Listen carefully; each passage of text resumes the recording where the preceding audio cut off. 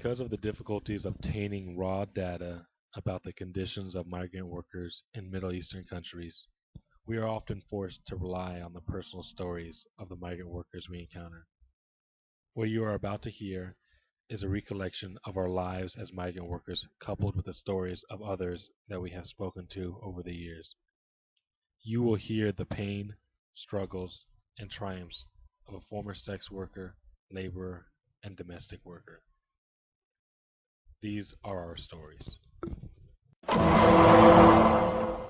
So I know because just because I was a labor worker and doing construction, like I know I had a lot of restraints on what I could do and just a lot of the kind of abuse that I witnessed and personally experienced. I could never really see on a level of the same abuse and just the experiences they went through were so different. Can you kind of give me a glimpse into the world of like sex workers? When I first arrived to Egypt, and I think it's about the third or fourth day that started bringing guys over, and it was just difficult because it would be hours, hours and hours and hours of just being physically used. I didn't get much money from it. I thought. So you did get paid through this, or were because I don't mean to interrupt, but in my line of work, personally, my wages were withheld. I was in somewhat of a forced labor, pretty much a slave to my workers, to my employers actually. And so a lot of us really we didn't get paid. It was just like a day-to-day thing that we just really wanted to escape. But like as a sex worker, you kind of got some payment here and there. I think it was different for different people. For me, at least now I know it's because I was Iranian, because I was high demand. I slept with a lot more men than the other girls that were. So I was considered of a higher status. No, but here's the truth. I have to smile about it because if you don't, and you're going through that situation, you'll go crazy. You'll really go crazy because it's just like oh Lord, it's so bad. We're all in the same situation. I have a question though. You're saying you got paid differently than other women. Were women paid differently based on their backgrounds? Yeah, it was definitely based. And were they treated differently as well? It's based on who's in demand, and you're in demand based on different reasons. Mm-hmm. I don't know if you encountered this when you were in Dubai, and I know our organization talks to us about this sometimes, but how in Dubai, Moroccans and Iranians and women of fair skin are in higher demand. They're wanted more by the tourists. They're wanted more by the people that live there. So in Egypt, it was pretty much a similar situation. A lot to do with being of lighter skin and being more Western. Because the cities that we're in, it's Egypt, it's Dubai, it's Turkey. Large cities that are trying really hard to be industrial and trying really hard to be modern and to imitate, the West, I looked as if I was closer to those.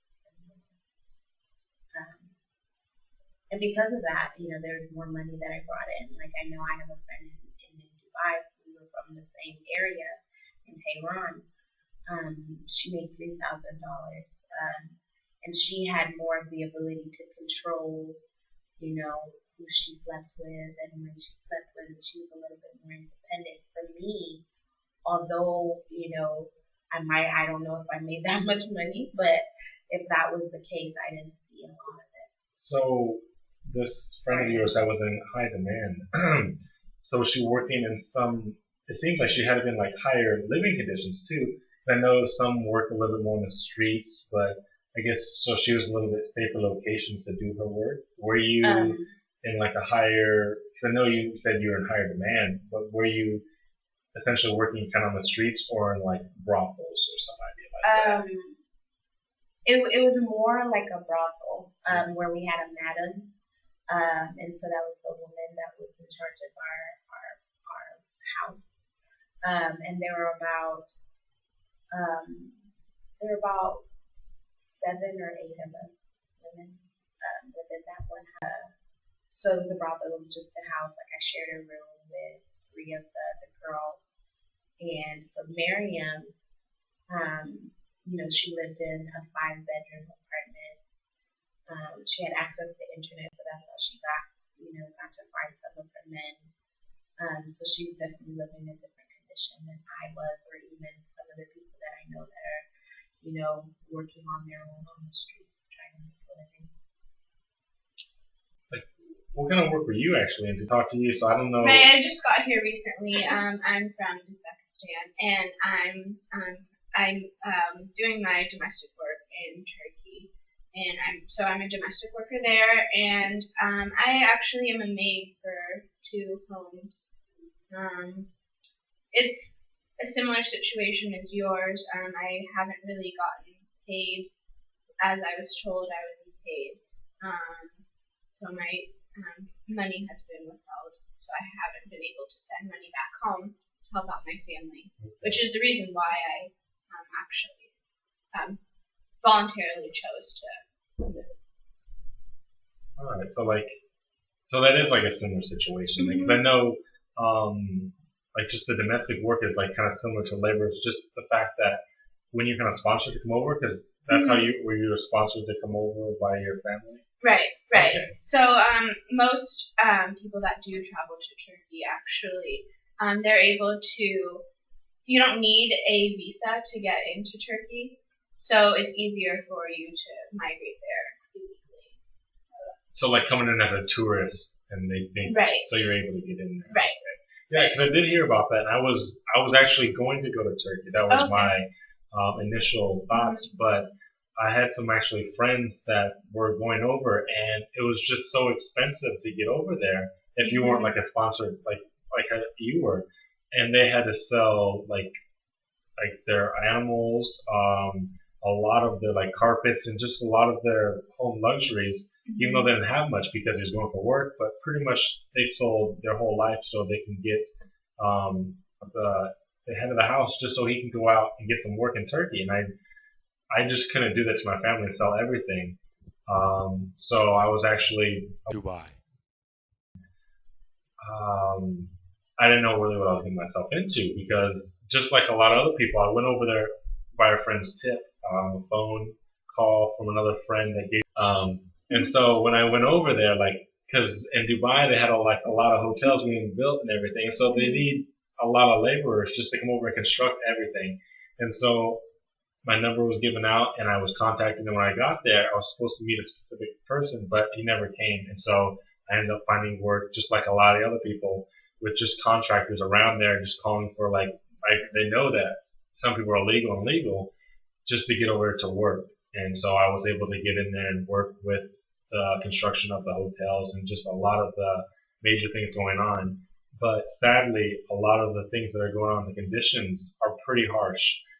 For one, the living conditions, we're all cramped on site, very malnourished. A lot of the people really didn't get many amenities like a lot of water they needed, just food in general.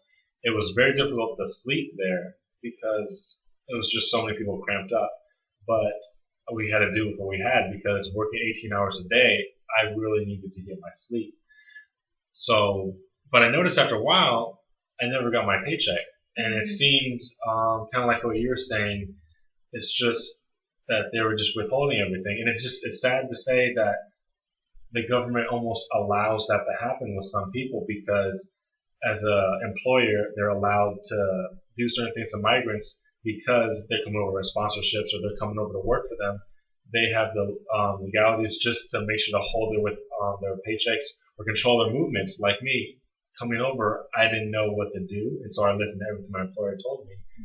And so I ended up giving over my passport, which is a terrible thing that I shouldn't have done. But so I was pretty much stuck in there as a slave, and I didn't really get paid. Well, they held out my pay, but even the people that did get paid, which I wish I did, they didn't get very much. I heard taxi drivers actually got about 600 dirhams a month, which is not very much for how much work they did in the dangerous conditions, and like the cars weren't, as great, and like just they're kind of bad condition. But as construction, they would get at most about 200 dirhams a month. And so I didn't know how I was going to get out of there. It was just very tough conditions. Like it's just really tough stuff. Right. A lot of my living conditions are much the same. And as I was saying, I alternate between the two houses at where I stay, and the living conditions are much the same. I work all day long, cooking, cleaning, doing housework, taking care of the kids, making sure everything is perfect for the parents when they come home. And I get very little food, and I'm confined to staying in the house. I barely get to go and do what I want to do. It's always just work, work, work, and still not getting paid as much or even at all when the time comes that I should be getting paid. And actually, when I was talking to you before, and I remember just like talking about like some people that we knew, the depths. So when we try to when you were trying to escape from your place, when you like other people in general, like you'd have to pay for your trip back since we paid for you to get there. And since we were getting paid, I was able to pay them that. And they were also charging me for living conditions, for living in their spaces, the food that they did give us, even though it was very little. They were charging us for all these things that our debt only accumulated. So there was really no way to escape. And luckily, I remember you telling me that you met this client and he was able to get you out of there, and somehow you were able to just he gave you a number to contact the authorities. Yeah. Or I mean, I feel like some people think that every person that we end up as far as sex work and everything, like every client that we have is evil and horrible and just does really awful things to us, which I mean,